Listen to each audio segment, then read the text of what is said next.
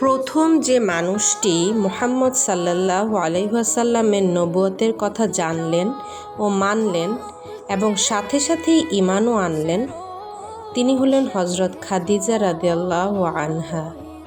খাদিজা রাদিয়াল্লাহু আনহা ঈমান আনার পরই রাসূল সাল্লাল্লাহু আলাইহি ওয়াসাল্লাম তার পরিচিত ও নিকটাত্মীয় সকলকে এই পথে আহ্বান করতে শুরু করলেন।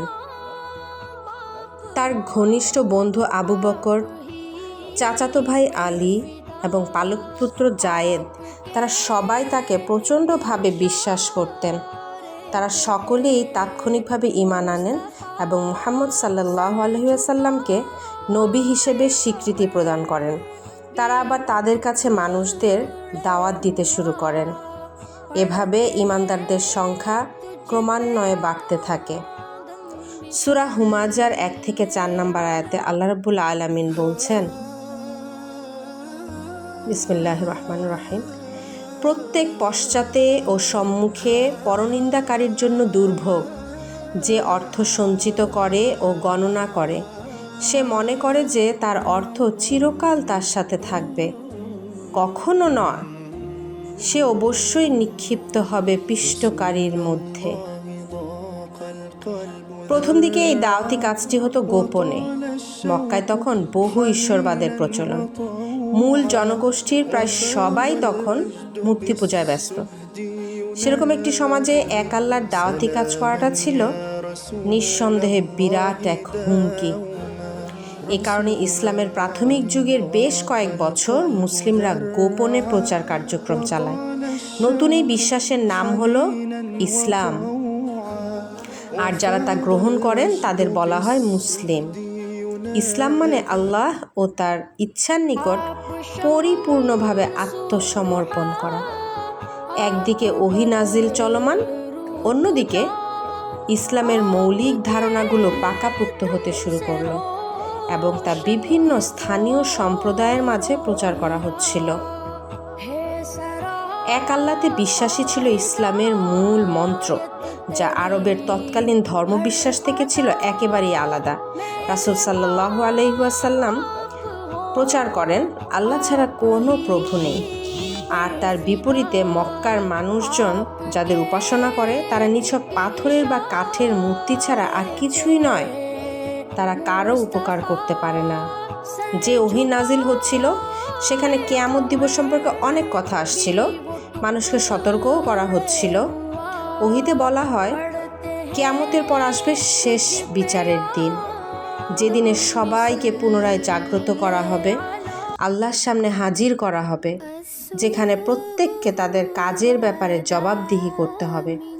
যারা এক আল্লাহতে বিশ্বাস করবে এবং ভালো কাজ করবে, সেদিন তাদের পুরস্কার হিসেবে জান্নাত দেয়া হবে, যেখানে তারা অনন্তকাল ধরে যন্ত্রণা সহ্য করবে, সেটা হচ্ছে জাহান্নাম। যারা আল্লাহর পুরস্কারকে অস্বীকার করবে। কিন্তু ইসলাম এমন কোনো ধর্ম নয় যেখানে কেবল মৃত্যু পরবর্তী জীবন নিয়ে আলোচনা করা হয়। ইসলামের প্রাথমিক যুগে যে আয়াতগুলো নাজিল হয় তাতে মক্কার বিদ্যমান সব অন্যায় অবিচারকে প্রত্যাখ্যান করা হয়। মক্কায় অর্থনৈতিক সুবিধাকে কাজে লাগিয়ে অনেকগুলো সামাজিক অভিজাত শ্রেণীর জন্ম হয়েছিল। এই অভিজাত শ্রেণী বিভিন্ন বণিক দলে বিনিয়োগ করত, যাতে ওই বণিকদের ব্যবসা থেকে আরও অর্থ উপার্জন করতে পারে। অন্যদিকে দরিদ্র অসহায় মানুষদের জন্য সমাজে কোনো জায়গা ছিল না, আর দারিদ্র্যের সূচনা হতো একেবারে শুরু থেকেই, যদি কোনো ব্যক্তি কোনো নিচু ও দরিদ্র গোত্রে জন্ম নিত। কুরআন এ ধরনের সামাজিক বৈষম্যকে ঘৃণা ভরে প্রত্যাখ্যান করে এবং ঘোষণা দেয় মানুষে মানুষে এ ধরনের ভেদাভেদ সামাজিক ন্যায় বিচারের পরিপন্থী এবং এগুলোর কারণে পরকালেও শাস্তি পেতে হবে।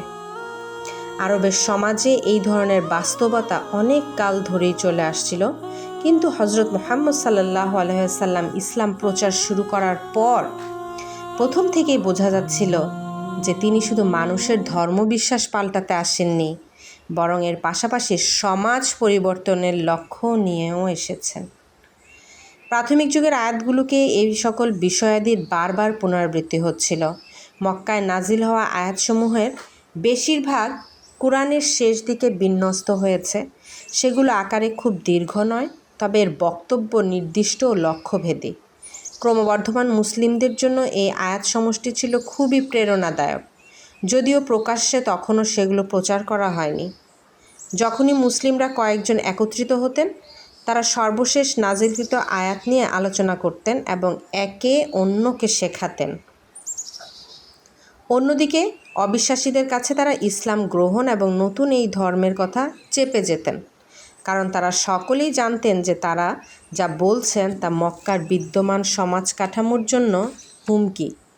মক্কার কুরাইশ গোত্র সব ধরনের সামাজিক, অর্থনৈতিক ও গোত্রগত সুবিধাদি ভোগ করত।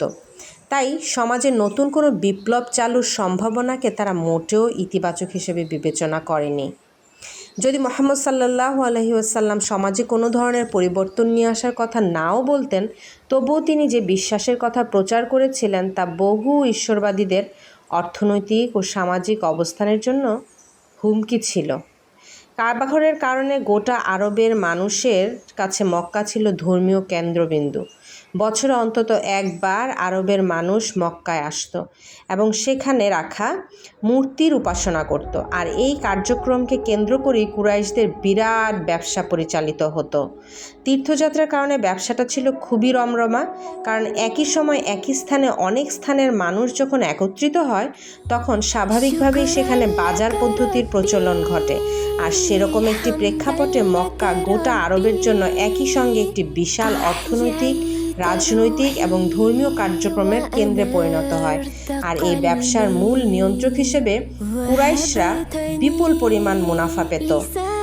প্রকারান্তরে হযরত মুহাম্মদ সাল্লাল্লাহু আলাইহি সাল্লামের ধর্মবিশ্বাস ছিল সকল মূর্তিকে অস্বীকার করে এক আল্লাহর শ্রেষ্ঠত্ব ঘোষণা করা। তার এই বিশ্বাস অনুযায়ী যদি কাবাঘরে মূর্তি না রাখা হয়, তাহলে তো এই কেন্দ্রিক তীর্থযাত্রা এমনকি ব্যবসাও বন্ধ হয়ে যাবে। আর সে পরিস্থিতি কুরাইশরা কখনো মেনে নিতে পারবে না। হযরত মুহাম্মদ সাল্লাল্লাহু আলাইহি সাল্লাম এবং তার সাহাবীরাও এই বাস্তবতা ভালোভাবেই জানতেন। তাই তারা গোত্রপতিদের সামনে প্রাথমিক অবস্থায় নতুন ধর্মের দাওয়াত দেননি, কারণ মুসলিমদের সংখ্যা ও ক্ষমতা তখনও সেই অবস্থায় পৌঁছেনি যে তারা প্রকাশ্যে গোত্রগুলোর সাথে কোনো সংঘাতে জড়াতে পারে।